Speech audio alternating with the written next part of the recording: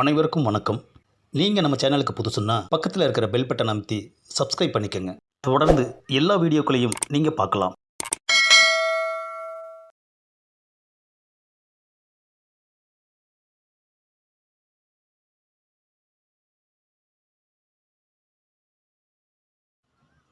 அன்பு பார்வையாளர்களுக்கு வணக்கம். உயிரின் ஆசுவாசம் புதுக்கவிதை நூலான இது என்னுடைய 14வது நூல். இந்நூல் எனது பொன் பதிப்பகத்தின் மூலம் வெளிவந்தது. இதுதான் என்று இல்லாமல் எல்லா வகையான நூல்களையும் எழுதத் தொடங்கினேன். நாவல், சிறுவர் சிறுகதை, சிறுவர் நாடகம், சமூக நாடகம், சிறுவர் கதைகள், கவிதை. என் ஆரம்பகால நாட்குறிப்பேட்டிலெல்லாம் கவிதை என்கிற பெயரில் எதையாவது எழுதி கொண்டே இருப்பேன். பின்னாளில் அதுவே நான் கவிதை எழுதுவதற்கு ஒரு காரணமாகி போனது. இது ஒரு காதல் கவிதை நூலாகும். விரும்பிய ஒருவன் காதலை பற்றி சொன்னபோது அவள் அதை கேட்கவில்லை. காதலை அலட்சியமாக நினைத்தாள். பின்னாளில் அவன் சொன்னதை உணர்ந்து அவனை தேடி வருகிறாள்.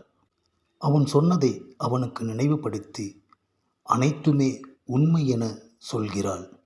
காதலன் என்ன சொன்னான், அதற்கு இவள் என்ன சொன்னாள்? இதோ நூலிலிருந்து உங்களுக்காக.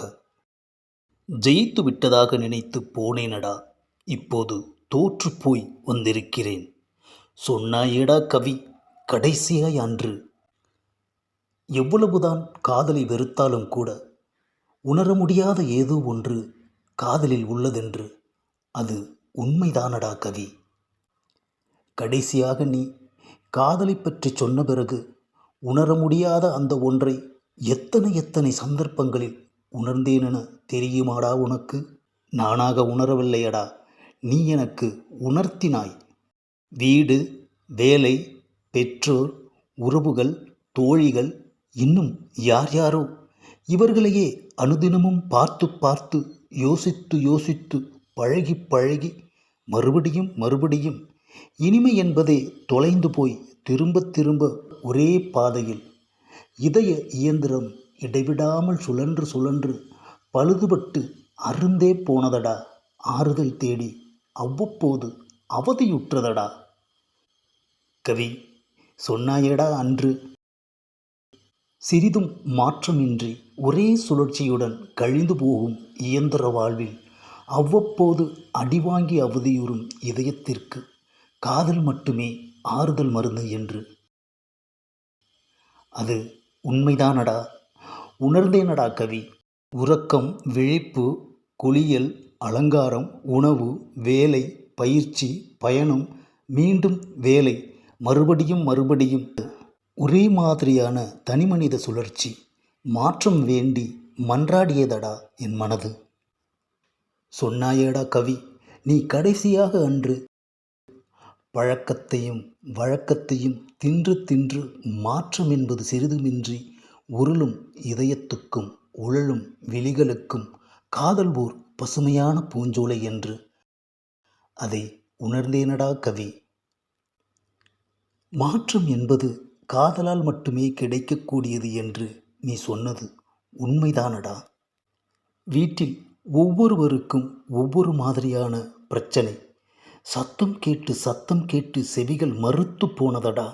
வெளியே வந்தால் வீதியில் வாகன சத்தம், அறிமுகமற்றவர்களின் அனாயாச சத்தம், பேருந்தில் சத்தம், நெருக்கத்தில் நசுங்கி நிறுத்தத்தில் விழுந்தால் அப்பப்பா என்ன இரைச்சல். சலித்து போனதடா என் செவிகள். உணர்ந்தேனடா அப்போது. வீட்டிற்குள் விதவிதமான இரைச்சல். வீதிக்கு வந்ததும் விட்டொழிக்க முடியாத இரைச்சல்.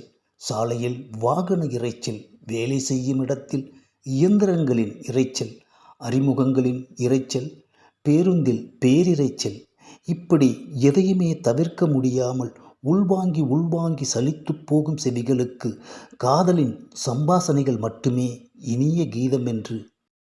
மனதில் காதல் இருந்தால் எந்த ஒரு இரைச்சலும் இறந்து போய் உயிரான காதலின் சம்பாஷணைகள் மட்டுமே மனித செவிகளுக்கு இனிய கீதம் என்று இதமாய் உணர்ந்தேனடா. கொலை, கொள்ளை, தீவிரவாதம், வெடிகுண்டு மிரட்டல், மனித வெடிகுண்டு, யார் யாரோ பலி, அடுத்து நம் வீட்டுக்கு அல்லது வீதியில், என் பக்கத்து வீடுகளில். வீட்டுக்கு முன் கலவரம், அப்பாவுக்கு காயம், யாரிடம் சொல்லுவது?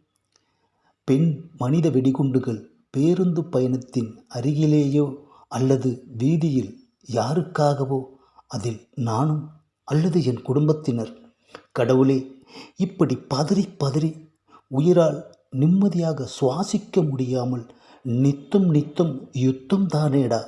சொன்னாயே அதையும் தான். சந்தோஷம் தொலைத்து கலவர உலகில் நொடிக்கு நொடி பரபரப்பையும் படபடப்பையும் மட்டுமே சாப்பிட்டு படாத பாடுபடும் உயிருக்கு காதல் மட்டுமே ஒரு மெல்லிய ஆசுவாசம் என்று. எத்தனை பெரிய நிஜமடா இது. உணர்ந்தேனடா கவி. காதல் ஒன்றுதான் தவித்துப் போகும் உயிர்களுக்கு அவ்வப்போது ஆசுவாசத்தை தருகிறதென்று. அந்த ஆசுவாசத்தை என் உயிருக்கு வாங்கித் தருவதற்கு தானடா என் கவியை தேடி வந்திருக்கிறேன். நீ என் மேல் கொண்ட உண்மை காதலை இன்று நான் உணர்ந்து விட்டேனடா. நான் உன் காதலி என்கிற மகா கர்வம் எனக்குள் இருந்து கொண்டே இருக்க வேண்டுமடா. அது உன்னையும் என்னையும் இருக்க வேண்டுமடா.